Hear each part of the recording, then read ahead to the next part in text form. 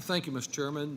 This amendment is one line. It deletes the voucher provisions in this bill. These voucher provisions are designed to really undermine our public schools. They come as a supplement to voucher plans that have been implemented in some states, most recently in the state of Texas. I believe that our public schools are essential to our democracy, and that measures to undermine those schools, which serve about 90% of the students in our country, are measures that not only hurt public education, but hurt the entire concept of democracy. Now, President Trump has, of course, already proposed eliminating the Department of Education, and his forces have done significant damage to the work of that department, undermining one aspect of federal aid to public education after another.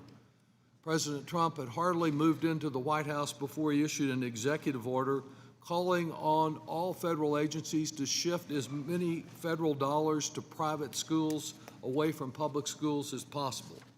This is all part of that plan to undermine our public schools.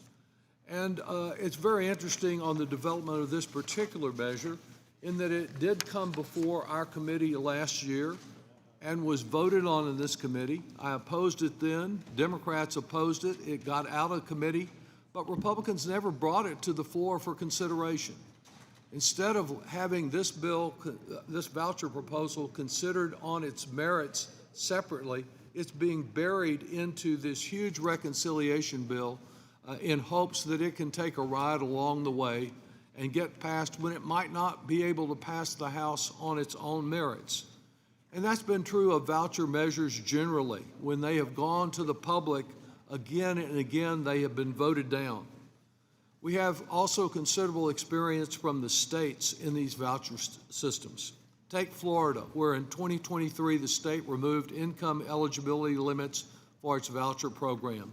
With these changes, 69% of new voucher recipients were already enrolled in private schools, while only 30% of them came from families earning less than $55,000 a year. In Arkansas, the state's own Department of Education reported that 95% of voucher recipients had never set foot in a public school before receiving public dollars. And in Arizona, over half of 2024 voucher spending is going to students who are already in private schools or not yet in school. And even within this bill, families who qualify include those making 300% of the area median income. In other words, in Texas, families making as much as $228,000 would be eligible for these credits.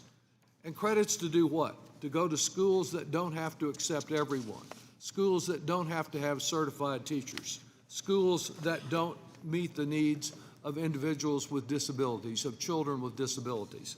And that's why I'm very pleased to work with our colleague, Congresswoman Sewell, in offering this amendment, because we believe in our public schools, believe in all they have to offer for America, and recognize that parents are fine to send their children to private school, but don't use taxpayer dollars to do it.